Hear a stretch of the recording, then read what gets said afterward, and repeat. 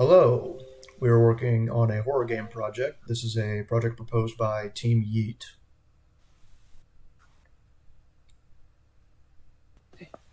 So for our summary for this project, we are creating a psychological horror game.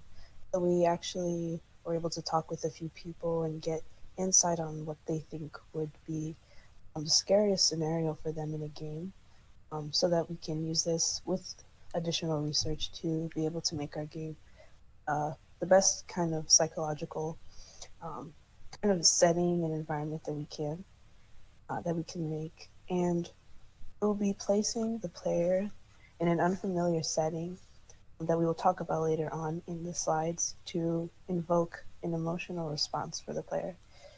And we're aiming and our goal is to have this game be a positive stressor that is designed to invoke fear, but also make it very entertaining for the player.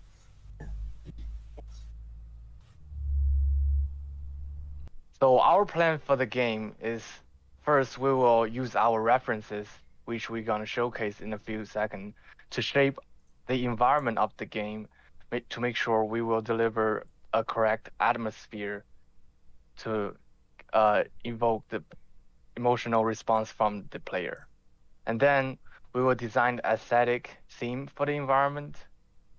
And after the concepting phase is done, we will start to lay out the environment and place props and items in it.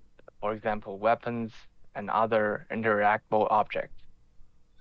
And also we will model props such as weapon and all the environmental objects. After the layout phase is done, we will start to code environmental sequences, which include proximity triggered events or cutscenes, and interactable objects and enemy AIs. And after the production phase is done, we will polish the game, and turn it into a final deliverable.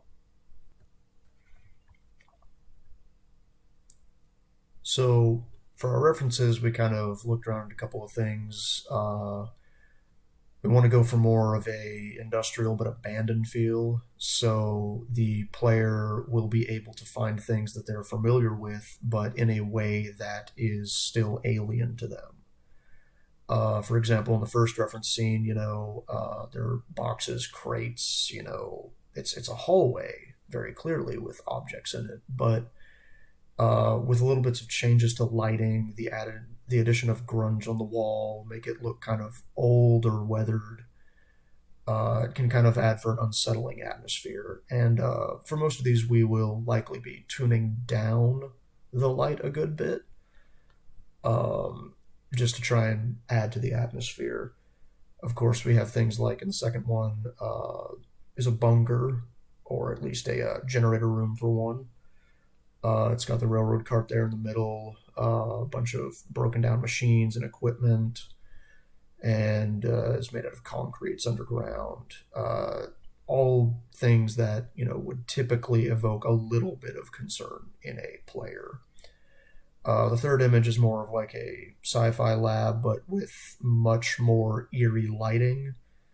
Uh, we're going to be trying to go for things like dimly lit areas, dark lighting, trying to make it eerie in lighting as well as eerie in atmosphere, and we want to make the character or the player rather kind of feel uncomfortable with where they're at. And this can be seen by the example of like the abandoned factory in the last image. There's just debris all over the place. It does not look like a very inviting place to be at. There's graffiti on the walls. There's no sign of anyone else like living there comfortably, and that's the same for all the images. Okay. And I'm Haochen. I'm a senior majored in game development. For this project, I'll be responsible for environment layout and environment texturing, as well as providing aesthetic ideas. And I'm Shumi Marondera. I'm a senior in web design, and I'll be responsible for the game graphics, of the in the design and as well as the environment of the game. My name is Cade Walsh. I'm a senior in game design. I will be responsible for coding of sequences and items, some modeling, and I will be helping out Haochen with the layout of the game levels. For this project, we have a production schedule that we've laid out where we begin with environment whiteboxing, as that is the most important part of making any game level that is functional. For this phase, we'll be laying out where everything should be at in a game level, but in its very basic terms. There won't be any detail in it. It's just going to be things like where corridors are going to be placed, where doors will be, where we want any player interactions at, and then we're going to be running through it and kind of testing it to make sure that it's something within the game time frame that we want. Takes the player a certain amount of time to get from point A to point B. We want to make sure that line of sight and obstacles are in the right area before we actually start laying out the environment more heavily. And so going into that, we'll kind of have a little bit of an overlap for the environment and item coding. For this, we'll be doing things like coding collisions, trigger events, anything that the player can interact with in the environment. We will have coded by this phase, most likely still in a white box area for it.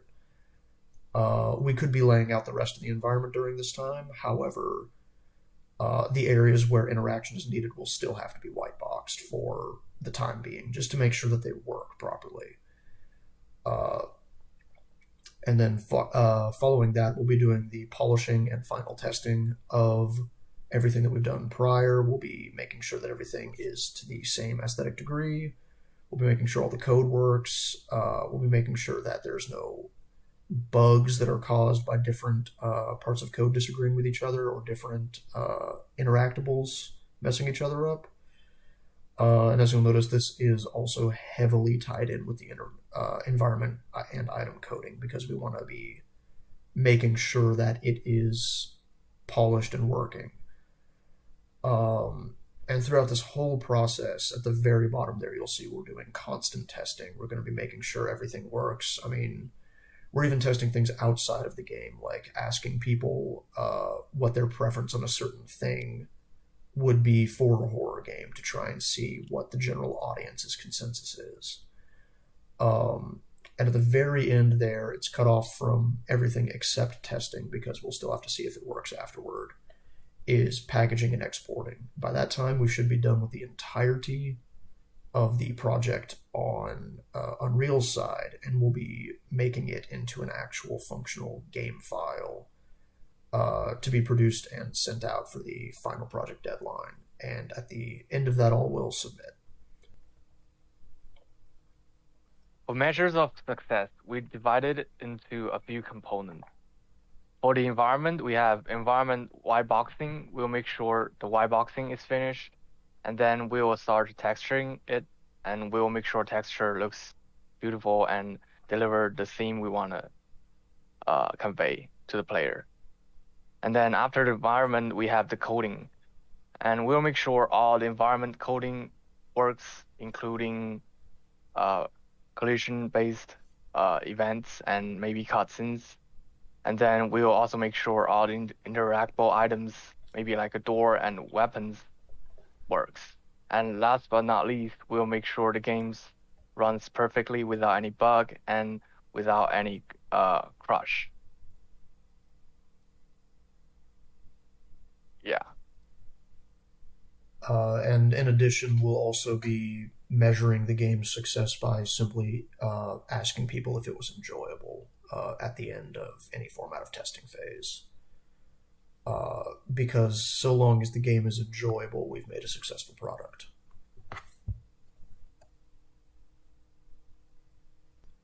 Thank you very much for attending our presentation. This has been Team Yeet. If you want to hear anything else about the game, or if you want to contact us, feel free to do so at our contact page on CGT teamyeet.weebly.com. Thank you very much again, and we hope to see you all at the end.